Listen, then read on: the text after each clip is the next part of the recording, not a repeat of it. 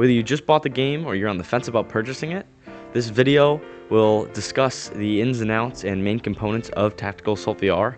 Hopefully by the end of this video I can persuade you into buying the game, because it is a very good game, probably one of my favorite VR games of all time. I found the game extremely fun, but there are 100% pros and cons to this game, which we'll get into later. But let's start by talking about the core mechanics of the game. When you start with the game, you have the option to do either single player or multiplayer. In my honest opinion, they're both very different and they each give you different experiences. For my time playing, this game in single player isn't very structured.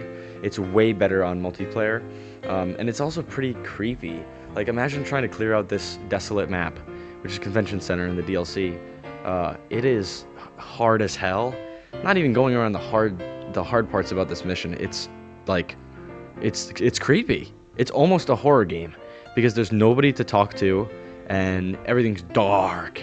And you never know, something could just come out of the corner. It's a VR game, you know? This game is much funner if you have a squad or team to run with. It will introduce team dynamics and will help you learn the game better, 100%. Single player can be helpful though, especially if you want to hone your skills, or just shoot steel. That's another big thing you can do on Sandbox. And along with that, one important thing to note is the Sandbox mode of this game. There are two maps in the Sandbox category. One is Sandbox, the other one is Room Randomizer. So Sandbox lets you mess with spawns, vehicle spawners, sniper training, and shooting ranges, long-range shooting ranges. While Room Randomizer basically allows you're in a hangar, and you can randomly generate different rooms or buildings for you to clear, which is very good for practicing dynamic CQB or just getting a grip on CQB in general. This mode is very good for beginners because it helps them kind of bridge into the multiplayer side of the game. While you can run missions in single player, multiplayer adds a whole new element to the game. You must work together with people that you meet in public lobbies or private lobbies to complete missions and objectives based on what your team wants and how you want to run the mission. Now, with this game being mostly a sandbox type game, there is a default mission loop which could get repetitive if you're not playing the game right, which it might sound a little counterintuitive, but I'll get into it later. It starts off with infill, or where you spawn, then you walk to the objective, you do the objective, you kill people, then you leave, you go to exfil. Either you immediately exfil or you just defend and then you exfil. That's the basic mission loop. It can get a bit boring, which is why it is best to do this with other people so that you diversify the way that you play. It can get repetitive, but if you play with multiple people and you're not taking the same route every single time, you will be fine, 100%. Because there is no leveling or progression system in this game, you have to play with other people. You don't have to, but it's recommended 100%. It is a multiplayer game. Most VR games are multiplayer, and you're going to have the best experience playing with other people. Without going too deep into the lore of the game, and yes, there's lore. I have 2 videos on my channel if you want to go check that out. They're older videos, so it's not going to be as high quality as the ones that I have right now, but do go watch them if you're interested.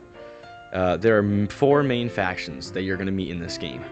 There is the Hand of Jinn, Hermes Group, Los Cráneos Rojos Cartel, and the Scorpion Solutions PMC. So let's get into it. So just going over them like individually, Hand of Jinn are the average normal terrorist guys that you'll meet, no armor.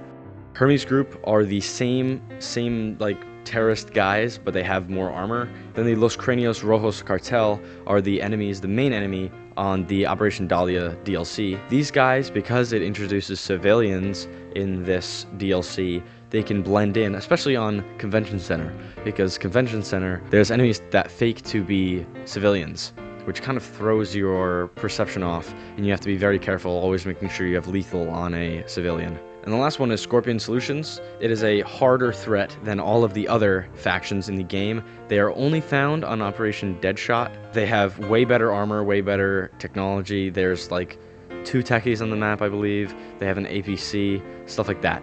If you play the mission, you'll know what I'm saying. And before we go past enemies, this is very important. In the current build of the game, there's only a small variety of weapons that the enemies can have. This includes rifles, shotguns, and SMGs. Most SMGs that they have are like the Uzi, the MAC-10, stuff like that, just AI enemy weapons. They can have base ARs, depends on what mode you're in. If you're in hardcore mode, then they're gonna have like scars, but if not, then they're gonna have M4s, they're gonna have AKs, things in that nature. They also can use the breaching shotgun too, which is pretty devastating. I'll show a clip here on screen. So now I just want to go over a couple things that the people that join the game don't really know if they're not familiar with tactical shooters or VR shooters. This is very important, so listen up. Okay, tip number 1, you can climb in the maps on a majority of things. Now this is Tactical Assault VR exclusive thing, but there's a list of things that you can climb in the game, which some people are actually still figuring out right now. I am still figuring stuff out right now, but I'm just going to go through a couple of them, and I'll show the picture up on screen so you guys can visualize what I'm saying. The Trident Lightning bushes in front of library, you can climb on those. The Deadshot rocks, all of the Deadshot rocks you can climb on. If you go up to a surface and you hover over it and there's like a little white dot, that means you can climb it. Breaking Whisper rocks, the majority of those you can climb just like Deadshot.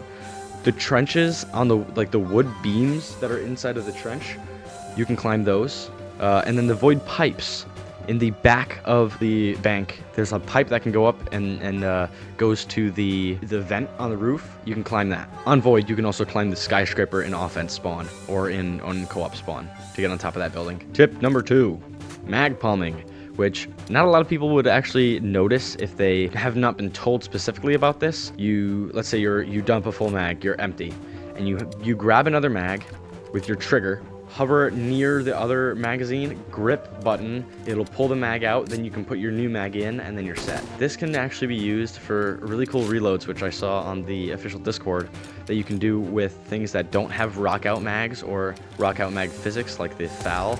You can do it with that, and it looks pretty cool. Tip number 3, don't constantly reload. Yes, it is important for you to do like tactical reloads to make sure you have a full mag so you don't run out of ammo in the middle of a gunfight. But if you dump like 15 rounds, you still have 15 rounds in that mag.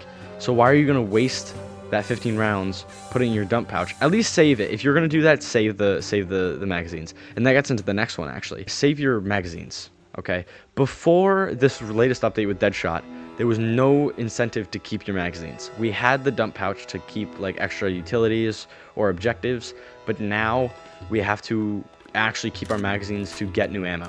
Old ammo boxes, you would just walk up, grab a magazine out, and that's it. Now you actually have to refill your old magazines, which makes players keep their magazines. Tip number 4, keep your gun on semi-automatic. A lot of people mess this up when they start playing. You're going to be the most accurate when you're on semi-automatic. If you're on full auto, you're going to miss all your shots, you're going to dump, and you're going to waste unnecessary ammo that you shouldn't have wasted in the first place. Just keep your gun on semi. If you need to switch to auto, if someone's really close to you, swap it over. It's not that hard. A couple honorable mentions, which not a lot of people talk about. Way more obvious in the original builds of the game, but you can actually change the color of your night vision by holding it and then holding trigger. That'll switch it from a amber color or amber green color to a bluish white color. You can also change the brightness by hitting the buttons when you're holding it too. That's a very important thing, the gamma. So next thing I want to talk about is gun choices and gun metas. This is an interesting topic within the community because a lot of people swear by one gun and only use one gun. But I will say, yes, there are clear metas in the game, but you're going to be the most effective when you use the gun that you're most comfortable with. For me, all of the M4 platforms I'm used to, all of the AK platforms I'm used to, some of the MG platforms I'm used to, not really used to any of the SMGs because I don't use SMGs. All of the pistols I'm used to. Shotguns, I don't know. Snipers, I don't know. Again, just run whatever you're comfortable with. For example, some of the metas in the past, when they added the ASVAL, everybody was using the ASVAL. High rate of fire.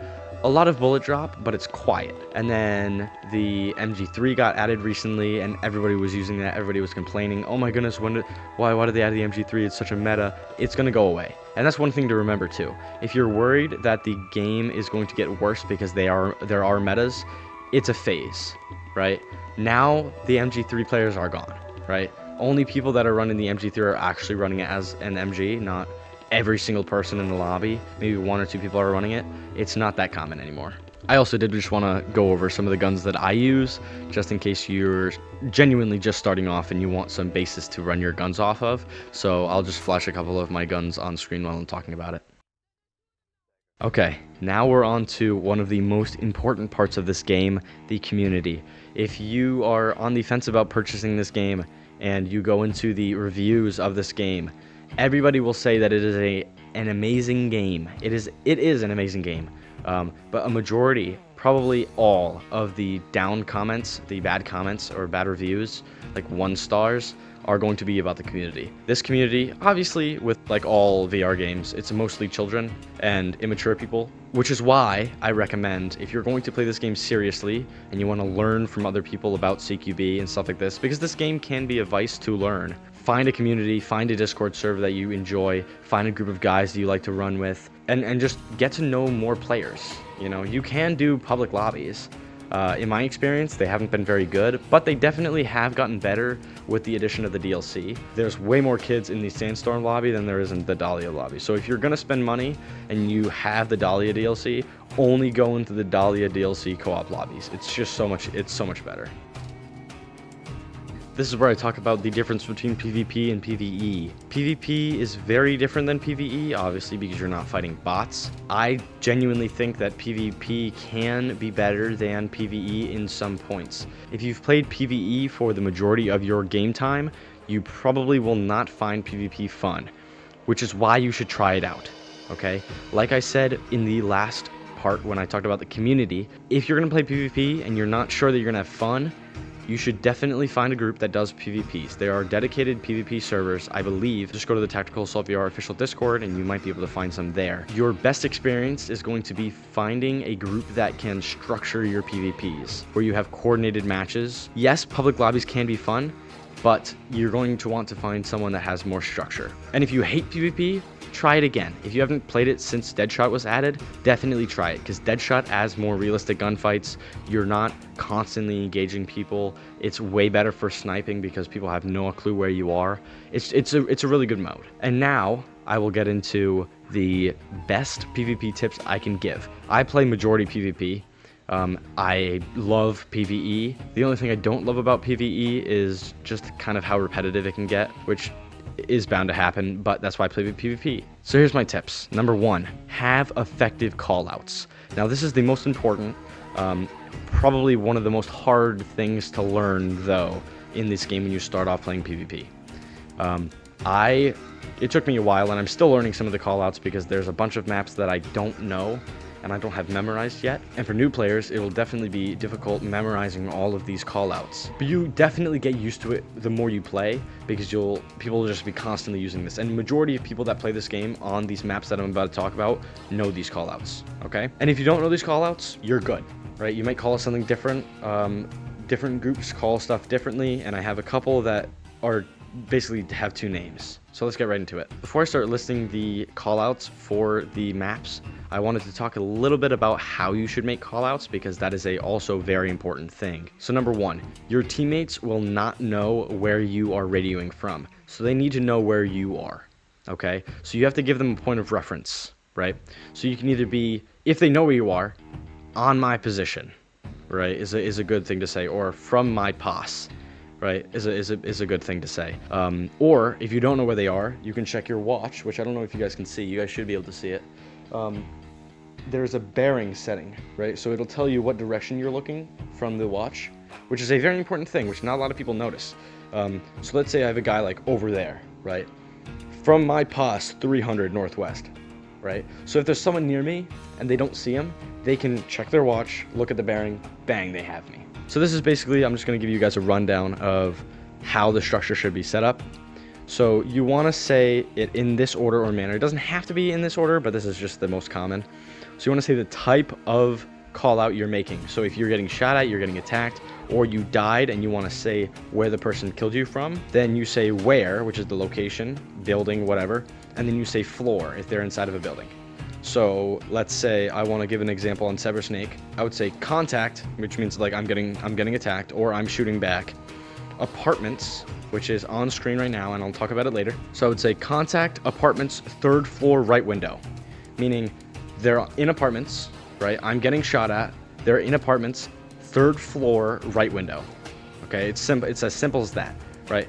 And if you don't know how to say stuff like this, you can laze if you're in nighttime or even daytime. I'm only going to talk about some of the maps on Operation Sandstorm, none in Dahlia because there's only a couple that are in PvP, but in exclusion of Hidden Forest, Orion, and Breaking Whisper, because those maps they're barely played in PvP, and they don't really have a lot of callouts that you can use that are efficient. So here we go. Okay, incoming storm. You have 4-story, sniper tower, broken building, and compound. Void. You have sewers, rooftop, roof, and vault. Rooftop and roof are different. Sever Snake, definitely the one that has the most callouts because it's basically the most played PvP map.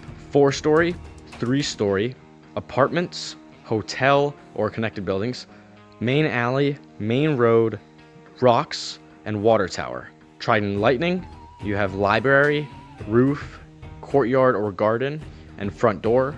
Hammerfire, you have rooftop, sniper tower, and valley, and town. Deadshot, you have town, hotel, cache building, tower, big bridge, small bridge, and cliffs. Another cool trick that not a lot of people know, which is very crucial, you should definitely be abusing this before they remove it, if they do remove it. Enemies cannot hear you if you're talking on your radio. So if you want to tell something to your team that you don't want the enemies to hear, get on radio, say it on radio. They won't be able to hear you, they won't be able to know where you are because they can't hear you.